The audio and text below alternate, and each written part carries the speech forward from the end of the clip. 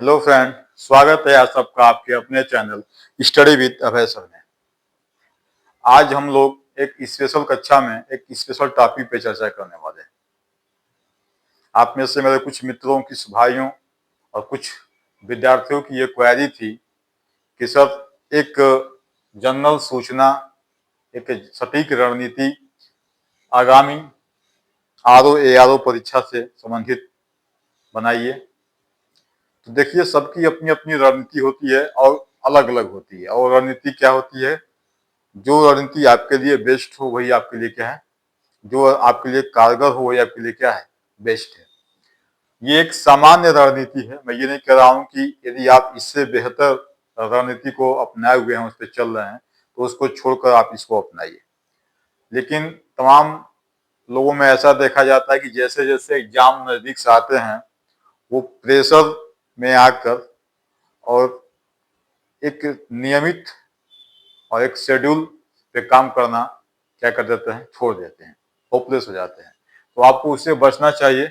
आज का जो क्लास है, आज की क्लास को हम 3 बिंदुओं से समझेंगे। पहला, कि उत्तर प्रदेश लोक सेवा आयोग के द्वारा जो विज्ञापन जारी किया गया है, समीक्षा अधिकारी, सहायक समीक्षा अधिकारी, उसका पाठ्यक्रम क्या है। उसके बाद से हम देखेंगे कि जो पाठ्यक्रम दिया गया है, उस पाठ्यक्रम को हम इन काफी सीमित दिनों में, 90 दिनों में कैसे पूरा करें। मतलब कौन से स्रोत, कौन से सोर्स का हम प्रयोग करें कि 90 दिनों में हम ओवरऑल टॉपिक को क्या करें, पूरा कर ले जाएं। और तीसरा क्या है, अध्ययन का तरीका। ठीक है, क्योंकि अध्ययन का तरीका सबका अपना अलग अलग होता है और सबका तरीका बेस्ट होता है। लेकिन जब समय कम हो तो हमें फालतू के भटकाव से बचने चाहिए और एक ठोस रणनीति पे काम करना चाहिए। तो आइए आज की कक्षा हम शुरू करते हैं। सबसे पहले आप ये जान जाइए कि ये जो समीक्षा अधिकारी, सहायक समीक्षा अधिकारी है, ये उत्तर प्रदेश लोक सेवा आयोग के द्वारा विज्ञापन इसका जारी किया गया था काफी पहले, 2-3 साल पहले। और ये एक बार परीक्षा हो चुका था। कुछ परीक्षा में अनियमितता बरती गई थी, कुछ अराजक तत्वों ने पेपर को आउट कर दिया था। तो ये री एग्जाम होने जा रहा है। क्या है? ये री एग्जाम होने जा रहा है। दूसरी बात यह है कि ये जो पेपर है टोटल, ये परीक्षा 200 नंबर का होगा। ये प्रारंभिक स्तर का पेपर है। इसको आप पास करेंगे तो आपको मेंस देंगे, और मेंस यदि पास करते हैं तो आपका फाइनल सिलेक्शन हो जाएगा। तो ये आपका 200 नंबर का होगा, जिसमें नेगेटिव मार्किंग होगी 1/3। ठीक है। अब इसमें प्रारंभिक में आपके 2 पेपर होंगे। एक पेपर होगा पेपर फर्स्ट, जिसे जीएस या सामान्य अध्ययन का पेपर कहेंगे। ये टोटल 140 नंबर का होता है, आप सबको पता है। दूसरा जो पेपर होता है वो हिंदी का होता है और ये 60 नंबर का होता है। तो हम सबसे पहले बात करते हैं जीएस वाले पेपर पे। हम पाठ्यक्रम की बात करते हैं। देखिए, लोक सेवा आयोग ने क्या कर दिया है कि इनको नाम उसने दे दिया है कि ये विषय आपको पढ़ना है।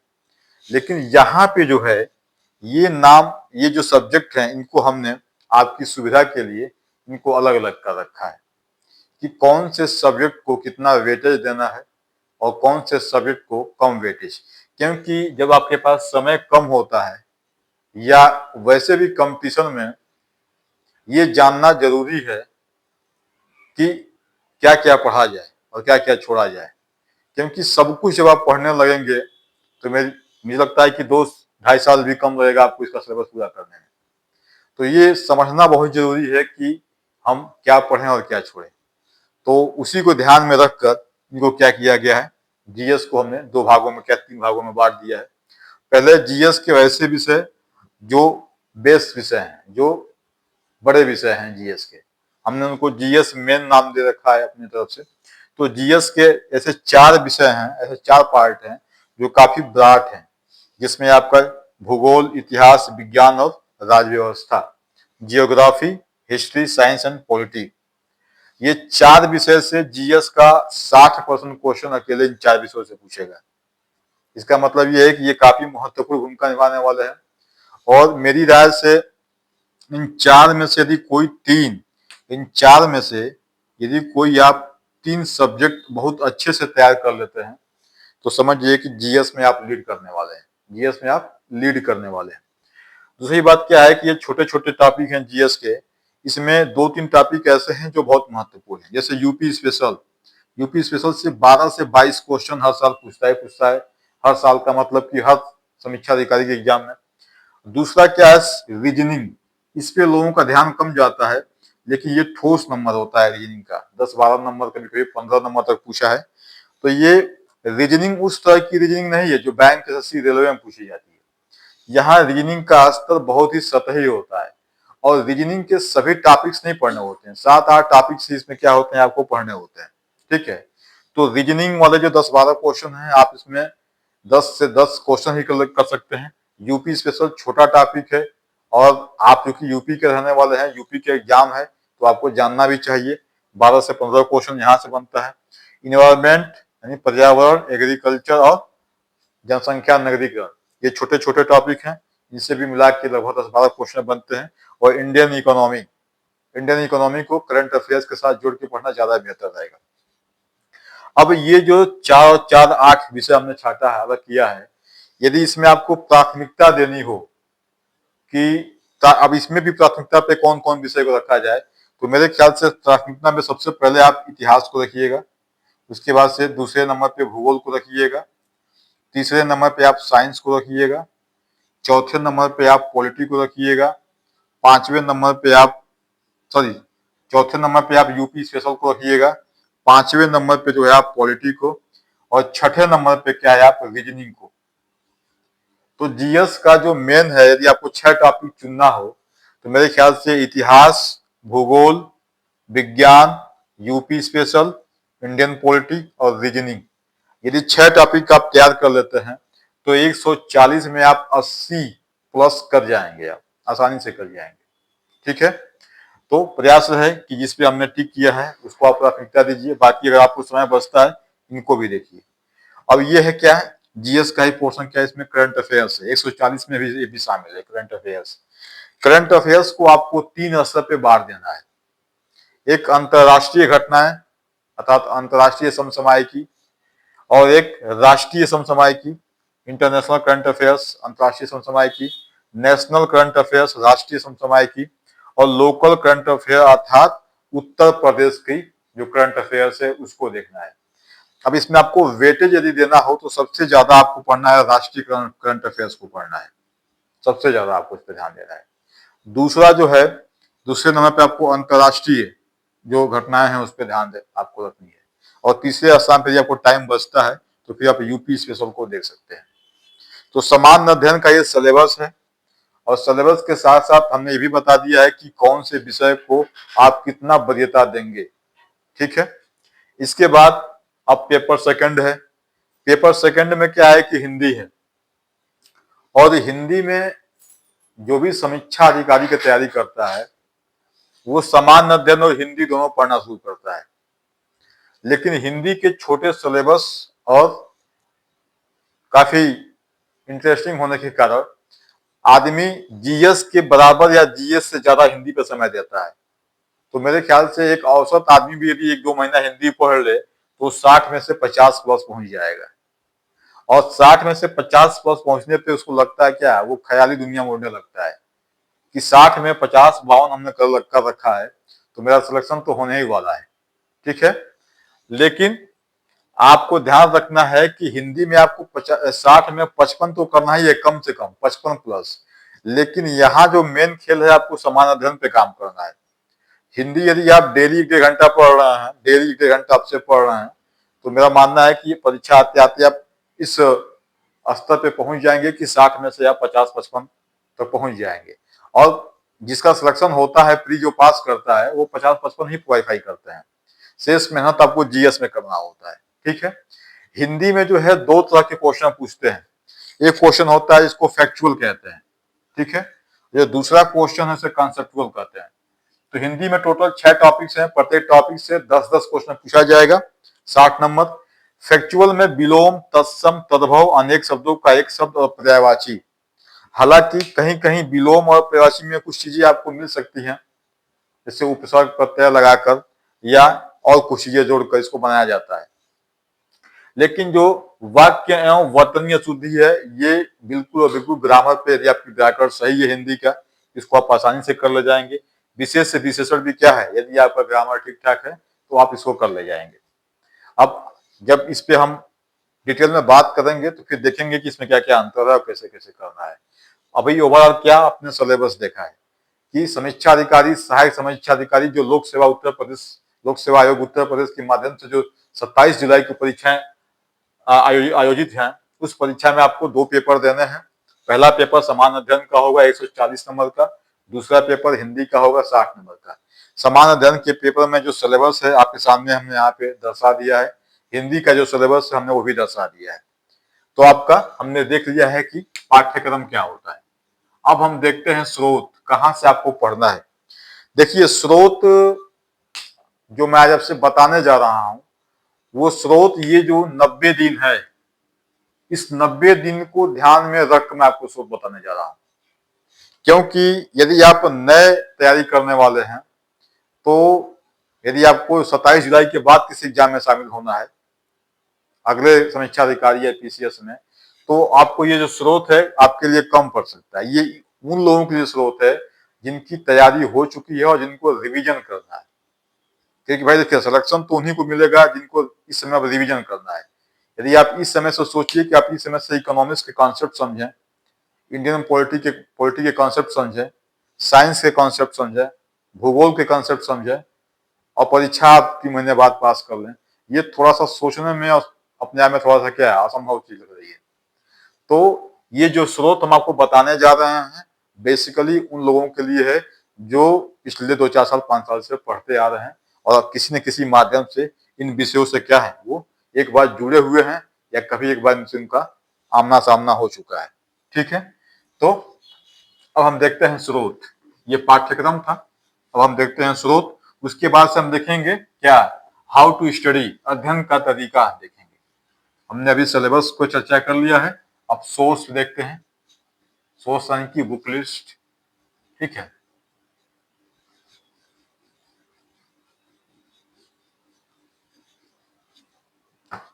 स्रोत।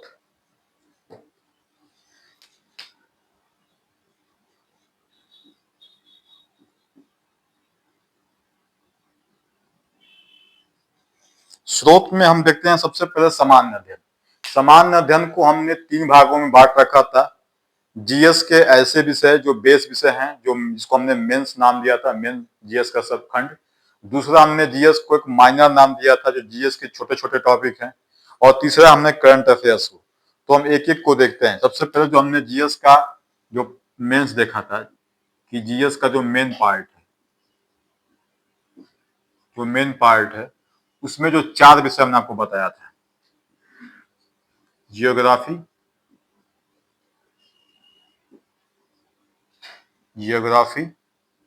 दूसरे पे हमने आपको बताया था हिस्ट्री, तीसरे पे बताया था साइंस, चौथे पे बताया था इंडियन पॉलिटी।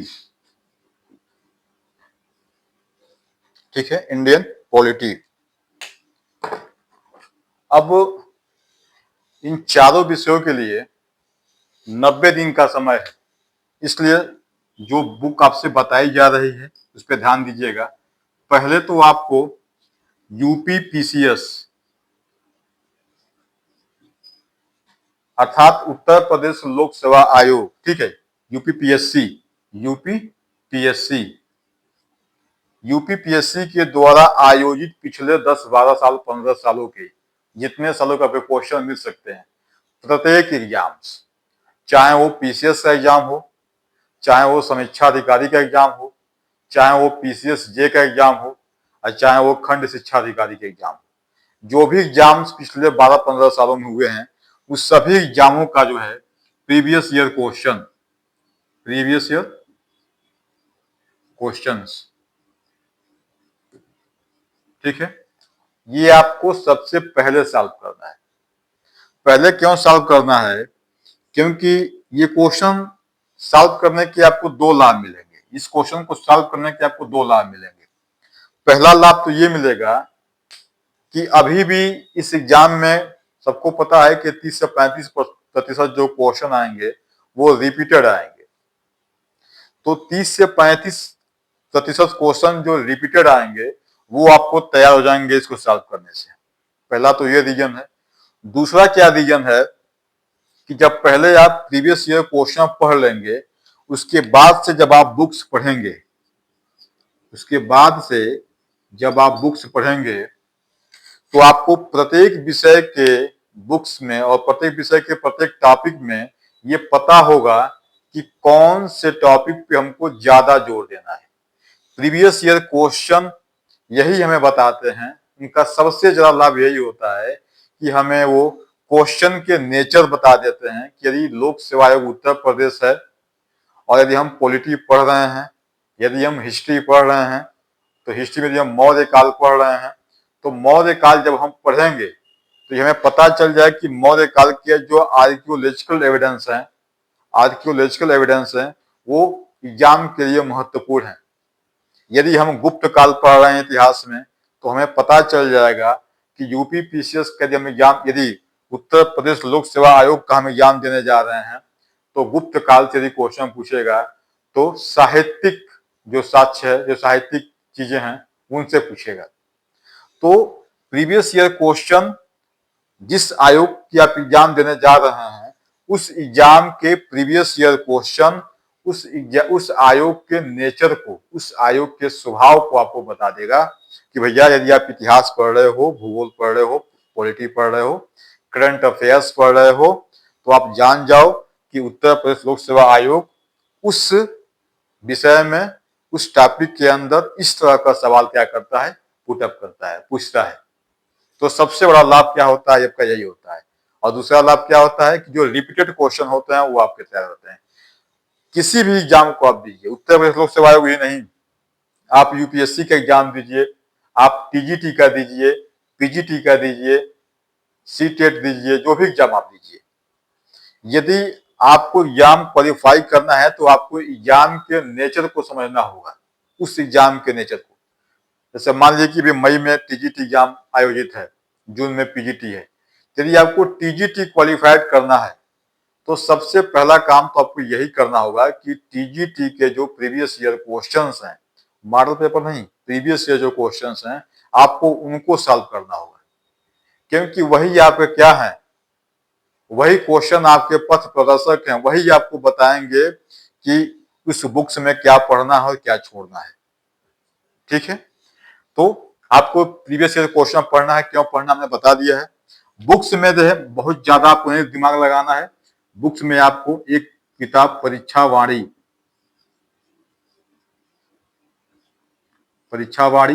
और दूसरी है घटना चक्र।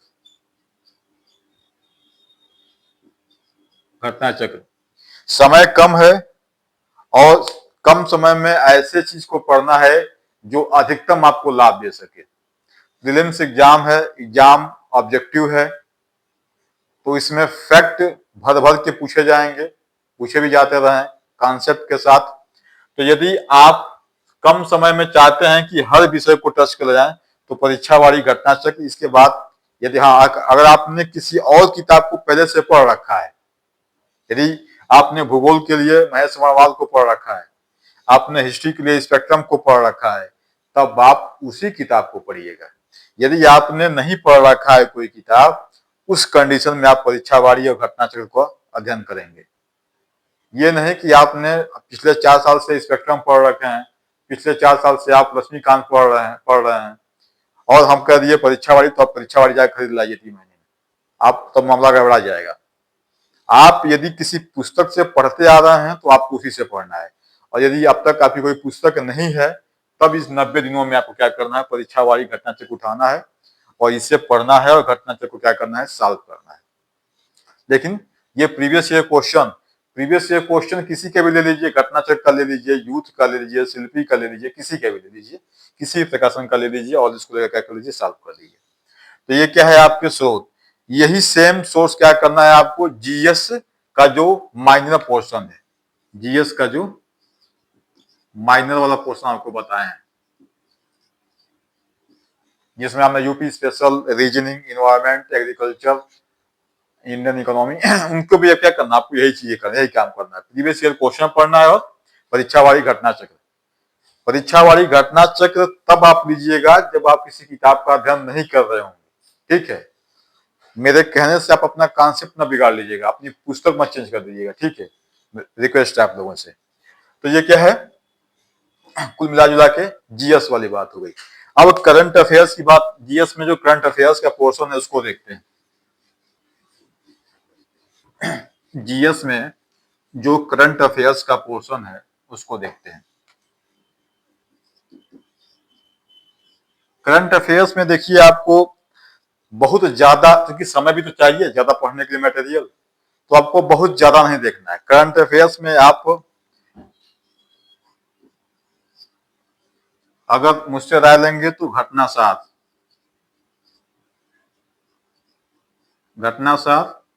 या दोनों नहीं लेना है। घटना सार लीजिए या घटना सार नहीं तो घटना चक्र की जो आई दृष्टि नहीं करके आती है, दृष्टि वाली घटना चक्र की, वो ले लीजिए। या आप यदि किसी अन्य पत्रिका के रेगुलर पाठक हैं, दृष्टि जो कोचिंग वाली दृष्टि है उसका यदि आप पढ़ते हो, क्रॉनिकल पढ़ते हो, प्रतियोगिता दर्पण पढ़ते हो, जो भी पत्रिका यदि आप पढ़ रहे हो तो उसी पत्रिका को पढ़िएगा। यदि आप वो पत्रिका नहीं पढ़ रहे हैं उस कंडीशन में आप घटना सार को प्रीफर कर सकते हैं। लोक सेवा आयोग उत्तर प्रदेश में जो करंट अफेयर पूछता है उसमें काफी हद तक इससे सहायता मिल जाता है। तो एक तो आपको ये करना है, और दूसरा क्या करना है, आपको किसी भी तमाम यूट्यूब पे आपको फ्री कंटेंट लोग दे रहे हैं और अच्छा अच्छा कंटेंट दे रहे हैं, तो किसी भी यूट्यूब चैनल पे जो आपको लग रहा है कि आपके आवश्यकता की पूर्ति कर सकते हैं, एग्जाम के नेचर को समझ के दे सकते हैं, उनका आप मंथली कंपाइलेशन लीजिए। मंथली कंपाइलेशन का वीडियो वो आपको देंगे, 1 सवा घंटे का, 1.5 घंटे का। तो मान लीजिए कि आपको 12 महीने का करंट अफेयर्स पढ़ना है तो 12 से 15 घंटे का वीडियो होगा करंट अफेयर्स का उनका, क्योंकि मंथली कंपाइलेशन 1 महीने का क्लास 1 से 1.25 घंटे का होता है। तो आप मंथली कंपाइलेशन क्या करें, जैसे स्टडी फॉर सिविल सर्विसेज हैं, जय हो हैं, उत्कर्ष द्विवेदी वाले और ज्ञान मिश्रा वाले, तो इनमें से किसी एक का आप ले सकते हैं, ठीक है। दोनों का कंटेंट क्या है, अच्छा है, ठीक है। तो आप क्या कर सकते हैं, ऑनलाइन प्लेटफॉर्म का प्रयोग कीजिए और मंथली मंथली कंपाइलेशन लीजिए, ठीक है। करंट अफेयर के लिए अब इस समय से ये कोई पढ़ना है बस इतना ही कीजिए, इससे ज्यादा नहीं कीजिए। देखिए, मैं मानता हूं कि लोग कहेंगे कि करंट अफेयर से 40 क्वेश्चन पूछेगा 140 में से। देखिए ये बताइए कि 90 दिन में केवल करंट अफेयर से जब तैयारी कर लेते हैं और 40 में से आप 38 या 35 क्वेश्चन कर भी लेते हैं तो आपका सिलेक्शन हो जाएगा। जीएस में तो आपको 140 में कम से कम 90 प्लस होना पड़ेगा ना। कंपटीशन का असर देख ही रहे हैं, जीएस में कम से कम 190 प्लस आपको होना पड़ेगा। और 190 प्लस कैसे होंगे, जब आप बैलेंस करेंगे, जब आप current affairs, history, geography, polity, economics, science, UP special, reasoning सबको समय देंगे तो सब में से 2 4 5 नंबर जोड़ते जोड़ते आपका 90 नंबर तक पहुंचेंगे आप, तब जाके आपका सिलेबस हो पाएगा, सिलेक्शन आपका हो पाएगा, आप मेंस के लिए क्वालिफाई कर पाओगे। तो क्या है, आपको ये इतना ही करना है। हाँ, अगर आप पहले से घटना चक्र या घटना सार के अलावा कुछ और पढ़ते आ रहे हो और आपने कुछ और इकट्ठा कर रखा है कोई मैगजीन, तो आप उसी मैगजीन को पढ़िए, ठीक है। ये आपका हो गया सोर्स। अब मेन चीज आती है, यहां तक तो हर आपको भी पता था मेरे ख्याल से और लगभग सभी लोग जानते हैं। अब जो है मेन चीज है हाउ टू स्टडी, अध्ययन कैसे करें भाई साहब। सबसे बड़ी बात यह है, समय कम है, पढ़ना ज्यादा है, तो अध्ययन कैसे करें। देखिए, अध्ययन कैसे करें ये तो हमको बताना ही नहीं चाहिए, क्योंकि ये बताने से ये लग रहा है कि मैं अपने आप को विद्वान समझ रहा हूं और आपको कुछ नहीं समझ रहा हूं, ये नहीं करना चाहिए। लेकिन फिर भी जो तरीका कोई मैं अपनाया करता था, या कभी मेरे ऐसे अच्छे अच्छे मित्र लोग हैं जो कई बार एग्जाम को क्वालिफाई किए हैं, वो लोग अपनाए किया है, उनका जो अनुभव शेयर किया हमारे मेरे मेरे पास आया, उन्होंने बताया, जो मेरा अपना अनुभव रहा है वो मैं आपको बता रहा हूँ। हो सकता है कि उस अनुभव का आप अपने जीवन में अपने इस कीमती समय में प्रयोग करें और आपका चयन हो जाए। अन्यथा मेरा ये बिल्कुल नहीं बताने की इच्छा था कि मैं आपको बताऊं कि कैसे पढ़ा जाए। हर आदमी पढ़ रहा है, यदि आप बीए, एमए, बीएससी, एमएससी कर चुके हैं तो आप किसी न किसी तरीके से पढ़ के ही तो आए होंगे। फिर भी यदि ये जो तरीका बता रहे हैं आपको थोड़ा सा भी लाभ मिल जाए तो अच्छा ही है, ठीक है। कैसे अध्ययन किया जाए। जैसे मान लीजिए कि जीएस में आप इतिहास या भूगोल कुछ भी आप पढ़ना शुरू कर रहे हैं, और इतिहास और भूगोल में आपने क्या किया, इतिहास और भूगोल में आपने मान लीजिए आपने मौर्य काल या बौद्ध काल या कोई भी टॉपिक, सल्तनत काल या मुगल काल आपने शुरू किया पढ़ना। मौर्य काल को कैसे पढ़ेंगे, ठीक है, कैसे पढ़ेंगे मौर्य काल को, कैसे मतलब कि कौन सा स्टेप होगा, सबसे पहले क्या पढ़ेंगे। क्या मौर्य काल पढ़ने के पहले एनसीईआरटी उठा लेंगे इस समय आप, या मौर्य काल पढ़ने के लिए आप केसी श्रीवास्तव उठा लेंगे या राम स्वरूप शर्मा उठा लेंगे? नहीं, मौर्य काल आपको पढ़ना है, लेकिन ध्यान आपको हमेशा रखना है कि हमारे पास 90 ही दिन है। ये ध्यान में रखकर पढ़ना है, मौर्य काल, गुप्त काल, सल्तनत काल, मुगल काल या मॉडर्न हिस्ट्री। इस बात को दिमाग में रख के पढ़ना है। और मौर्य काल पढ़ना है तो मौर्य काल को हमें विशेषज्ञ नहीं बनना है, मौर्य काल पर हमें पीएचडी नहीं करना है। हमें मौर्य काल का ज्ञान हो या ना हो, डजंट मैटर। हमें ये समझना है कि मौर्य काल से उत्तर प्रदेश लोक सेवा आयोग किस तरह के सवाल पूछता है, हमें बस यही जानना है। और जिस तरह का सवाल पूछता है हमें बस उस तरह की सूचनाओं को अपने पास रखना है, इससे ज्यादा कुछ नहीं। तो मौर्य काल से किस तरह का सवाल पूछता है, यदि ये हमको जानना है तो हमको पढ़ना होगा क्या, मौर्य काल से संबंधित जितने क्वेश्चन अब तक पूछ चुका है उत्तर प्रदेश लोक सेवा आयोग के एग्जाम्स में, उसको देखना है। तो हमें इसका माध्यम क्या है, घटना चक्र या यूथ कंपटीशन या अन्य कोई कंपटीशन हो तो आप ले सकते हैं। लेकिन मार्केट में ये दोनों, खासकर उत्तर प्रदेश में दोनों का काफी नाम है, चलता है, लोग पढ़ते हैं। तो इसमें से कोई भी जो है आप एक पुस्तक उठाइएगा और उससे क्या कीजिएगा, मौर्य काल पढ़िएगा। आपने इससे मौर्य काल पढ़ लिया, अब क्या करना है, अब आपको मौर्य काल किसी बुक से, किसी किताब से पढ़ना है, किसी बुक से पढ़ना है। जैसे मान लीजिए कि यदि आप पहले किसी किताब से पढ़ते आ रहे हो, जैसे राम स्वरूप शर्मा से पढ़ते आ रहे हो या और किसी चीज से पढ़ते आ रहे हो, तो आप उससे पढ़िएगा। यदि किसी किताब से नहीं या किसी नोट से नहीं पढ़ते आ रहे हैं तो आप परीक्षावाणी से पढ़िएगा, ठीक है। किससे पढ़िएगा, परीक्षावाणी से, ठीक है। पहले ये, इसके बाद से ये, ऐसा क्यों, क्योंकि पहले ये पढ़ेंगे, पहले क्वेश्चन सॉल्व करेंगे, तो परीक्षावाणी में यदि मौर्य काल में बहुत ज्यादा दिया है ना फैक्ट, तो बहुत ज्यादा आपको नहीं पढ़ना पड़ेगा। आप जान जाओ कि क्या हमको परीक्षावाणी पढ़ते समय कौन से पॉइंट पे, कौन से फैक्ट पे हमको अंडरलाइन करना है और कौन से फैक्ट पे हमको अंडरलाइन नहीं करना है। क्योंकि एक बार पढ़ने से काम होगा नहीं, एक बार हमने पढ़ लिया फिर रिवीजन करना है, और रिवीजन किसका करेंगे, जिस चीज पे हमने अंडरलाइन किया है, ठीक है। तो पहले आपको क्या करना है, घटना और यूथ के माध्यम से क्या करना है, आपको PYQ, previous year question solve करना है। उसके बाद से क्या करना है, बुक्स या नोट्स, यदि किसी कोचिंग का आप नोट्स रखे हो उसको भी पढ़ सकते हैं। जरूरी नहीं कि आप परीक्षावाणी खरीदिए या स्पेक्ट्रम खरीदिए या कुछ भी खरीदिए। यदि आप किसी कोचिंग का नोट्स रखे हैं तो उसको भी पढ़िए, क्योंकि टाइम है, नोट्स और जल्दी पढ़ लेंगे आप। इसके बाद से क्या करना है, अब यदि आपके पास टाइम बच रहा है तो किसी प्रतिष्ठित प्रकाशन या कोचिंग का मॉडल पेपर सॉल्व कर सकते हैं, किसी प्रतिष्ठित प्रकाशन या कोचिंग का मॉडल पेपर सॉल्व कर सकते हैं। समय बचता है तो, नहीं बचता है तो आप ये दोनों कीजिए, काम चल सकता है।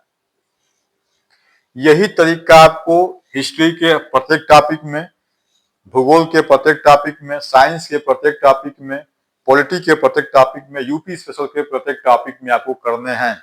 जीएस में आपको यही करना है, ठीक है। ये आपको समझ में आ गया है। अब जीएस का जो हमने बताया था मेजर और माइनर, इसमें आपको यही करना है। लेकिन करंट अफेयर्स में आपको ये नहीं करना है।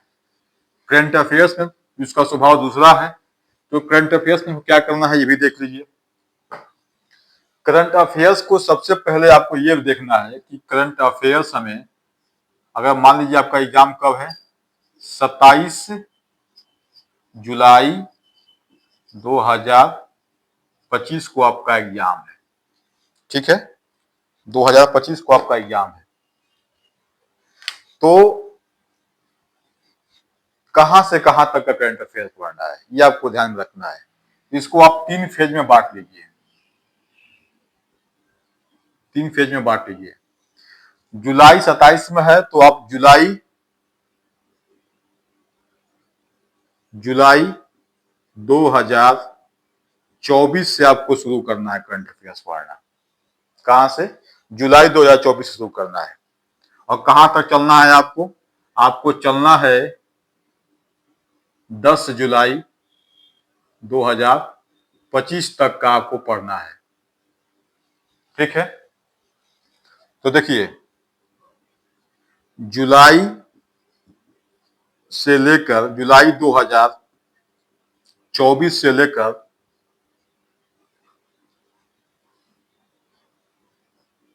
नवंबर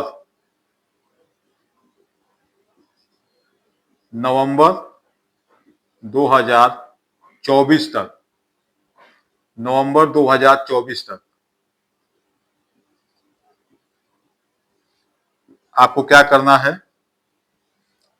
थोड़ा कम फोकस करना है, ठीक है। मतलब पढ़ना पूरा है, पढ़ना पूरा है, लेकिन इस दौरान जो बहुत महत्वपूर्ण घटनाएं घटी होंगी उस पे आपको ज्यादा फोकस करना है। प्रत्येक घटना पे, छोटी मोटी घटना पर आपको फोकस नहीं करना है, ठीक है। दूसरा क्या है? दूसरा है आपको दिसंबर 2024 से आपको मार्च 2025 तक आपको जितना आप फोकस कर रहे थे यहाँ पे, उससे ज्यादा फोकस आपको यहाँ करना है। मार्च तक का बहुत ज्यादा फोकस करना है आपको। दिसंबर 2024 से लेकर और मार्च 2025 तक बहुत ही ज्यादा फोकस करना है। बात समझ रहे हैं आप? और शेष जो है मार्च 2025 से 10 जुलाई 2025 तक आपको एक एक घटनाओं को खगाल डालना है। यहां तक तो बहुत ज्यादा फोकस में कर रहा था, और यहां तक आपको फोकस नहीं करना है। यहां तक आपको एक एक घटनाओं को क्या करना है? वो घटना चाहे आपका इन्वायरमेंट से हो, चाहे पॉलिटिक्स से हो, चाहे साइंस से हो, चाहे एग्रीकल्चर से हो, चाहे इकोनॉमिक्स से हो, किसी भी फील्ड से हो, वो सारी घटनाओं को क्या करना है? आपको खगाल डालना है। रिवीजन करते समय आप दिसंबर से लेकर और यहाँ वाले में खूब ज्यादा फोकस कीजिएगा आप, ठीक है। तो ये आपका क्या हो गया? करंट अफेयर्स हो गया है। अब थोड़ा सा बात करते हैं, लास्ट टॉपिक है हिंदी वाला, उसके बाद से क्लास ओवर हो जाएगा। आज का क्लास क्या है? सूचना ओवर हो जाएगी। अब देखते हैं हिंदी चल रहा है।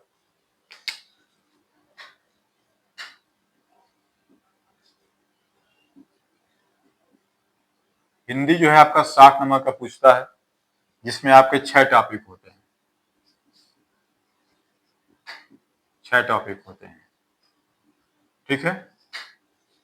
इन 6 टॉपिक्स में 6 टॉपिक्स को हमने 2 भाग में बांटा था, आपको याद होगा, फैक्चुअल और कंसेप्चुअल। पहला क्या था? ऐसा हिंदी जिससे फैक्ट ज्यादा पूछेगा, और ऐसे हिंदी के क्वेश्चन जो कॉन्सेप्ट आधारित होंगे। तो फैक्चुअल में क्या क्या हमने बताया था? विलोम, विलोम, तत्सम, तद्भव, अनेक शब्दों का एक शब्द, अनेक शब्दों का एक शब्द, पर्यायवाची, पर्यायवाची। और इसमें क्या बताया था हमने आपसे? इसमें बताया था वाक्य, वाक्य एवं वर्तनी अशुद्धि। और दूसरा क्या बताया था? विशेष विशेष विशेषण, ये हिंदी का सिलेबस है आपका। प्रत्येक टॉपिक से 10-10 क्वेश्चन अर्थात 60 क्वेश्चन। ये समीक्षा अधिकारी की तैयारी करने वाले लोगों के लिए सबसे आसान पार्ट यही होता है। और लोग जब इस टॉपिक को पढ़कर जब क्वेश्चन सॉल्व करते हैं तो यदि आप 1-2 बार भी पढ़ के सॉल्व करेंगे तो 40 तक तो पहुंच ही जाएंगे। और जब 60 में 40 पहुंचेंगे तो आपका कॉन्फिडेंस क्या हो जाएगा, और बिल्डअप हो जाएगा।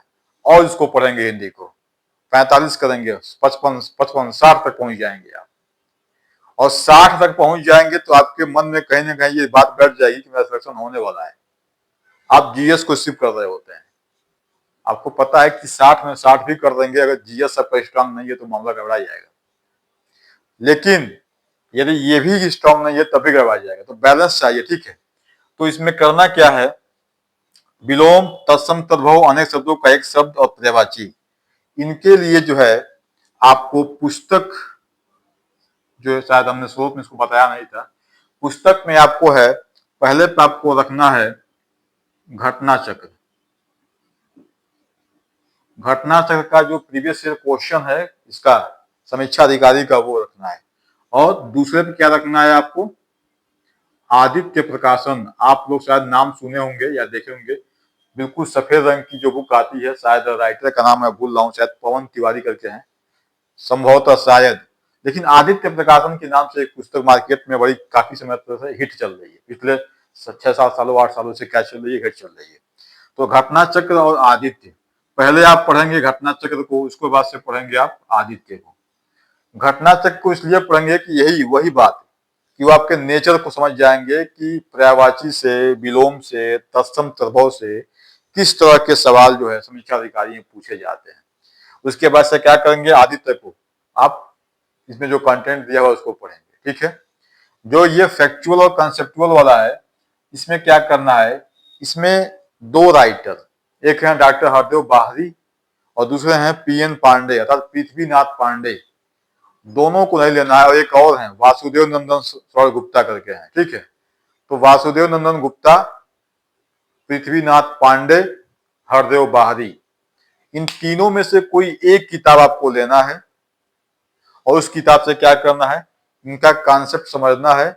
और कॉन्सेप्ट समझने के बाद जो प्रीवियस ईयर क्वेश्चन या जो संभावित क्वेश्चन है वो आपको इन पुस्तकों से करना है। जैसे आपने विशेष से विशेषण समझ लिया पीएन पांडे से या हरदेव बहादी से, उसके बाद से क्या कीजिएगा, आप घटना चक्र को सॉल्व कीजिएगा उसी चैप्टर को, और फिर आधे से क्या कीजिएगा, पढ़ लीजिएगा, काम आपका हो जाएगा। तो इतना यदि आप कर ले रहे हैं तो ईश्वर ने चाहा तो आप समीक्षा अधिकारी, सहायक समीक्षा अधिकारी का जो प्रीलिम्स है वो क्वालिफाई कर ले जाएंगे, ठीक है। और जब प्रीलिम्स आप क्वालिफाई कर ले जाएंगे तो मेंस के लिए आपके अंदर वैसे ही इतनी उत्साह और एनर्जी आ जाएगी कि आप मेंस भी कर ही ले जाएंगे। तो ये कुछ मित्रों का, कुछ साथियों का, कुछ विद्यार्थियों का क्वेरी था, अपनी समझ से हमने आपको बताने का प्रयास किया। यदि आप इससे बेहतर कर रहे होंगे अपने तरीके से तो प्लीज आप उसी तरीके से करते रहिएगा। यदि आप भटक रहे हो कहीं बीच में, आपको रास्ता ना मिल रही हो, तब आप इसका प्रयोग कीजिएगा। क्योंकि यदि मैं शिक्षक हूं तो ये नहीं जरूरी कि जो मैं बता रहा हूं सबसे बेस्ट है, क्योंकि यहाँ पे क्या है, यहाँ पे कंपैरेटिव डिग्री हो सकता है, सुपरलेटिव डिग्री नहीं हो सकता है। मैं बेहतर हो सकता हूं लेकिन सबसे बेहतर इसकी गारंटी कोई दे ही नहीं सकता है। ये पृथ्वी सुरमाओं से भरी हुई है, एक से बढ़कर एक यहाँ पे लोग हैं, ठीक है। तो इसलिए यदि आप किसी एक अच्छे रणनीति के तहत अपना काम कर रहे होंगे तो प्लीज उसको कैरी ऑन कीजिएगा, चलने दीजिएगा। यदि आप बीच में भटक गए होंगे तब आप इसका सहयोग दे सकते हैं, सहायता दे सकते हैं और लेकर अपने तैयारी को एक अच्छा मुकम्मल उसको मंजिल दे सकते हैं। तो क्लास कैसा लगा कमेंट के माध्यम से आप हमें बताइएगा। यदि क्लास आपको ठीक लग रहा हो, आपके लिए उपयोगी हो, तो जीएस का जो हमने आपको विषय बताया था, इतिहास, भूगोल, पॉलिटी, मैं उस पर भी एक छोटा छोटा मैं बना दूंगा क्लास की। जैसे इतिहास आप पढ़ने जा रहे हैं तो इतिहास में अगर आपने वैदिक युग पढ़ा है, 16 महाजनपद काल पढ़ा है, बौद्ध युग पढ़ा है, मौर्य वंश पढ़ा है, गुप्त वंश पढ़ा है, सल्तनत काल, मुगल काल। तो इन प्रत्येक टॉपिक से उत्तर प्रदेश लोक सेवा आयोग के अंतर्गत कौन से बिंदु पे ज्यादा क्वेश्चन पूछा जाता है, इसमें भी छोटे मोटे क्लास हम क्या करके आपको बना देंगे। कौन कौन से विषय, जिस विषय से जो विषय ज्यादा महत्वपूर्ण है, जैसे इतिहास है, भूगोल है, पॉलिटी है, साइंस का बायोलॉजी वाला पोर्शन है, यूपी स्पेशल है, रीजनिंग है, हिंदी के टॉपिक्स हैं, इस पे आदमी क्या करेगा, बना देगा। ठीक है, तो क्लास कैसा लग रहा है आप हमें फिर सूचित कीजिएगा एक बार कमेंट के माध्यम से। क्लास आपको पसंद आ रहा है तो अपने जानने वालों के बीच में प्लीज इसको पहुंचाइए, इससे प्लेटफॉर्म को बड़ा कीजिए। इस वक्त हमारा और आपका सबका भला करेंगे। मिलते हैं अगले क्लास में, तब तक के लिए जय हिंद, जय भारत।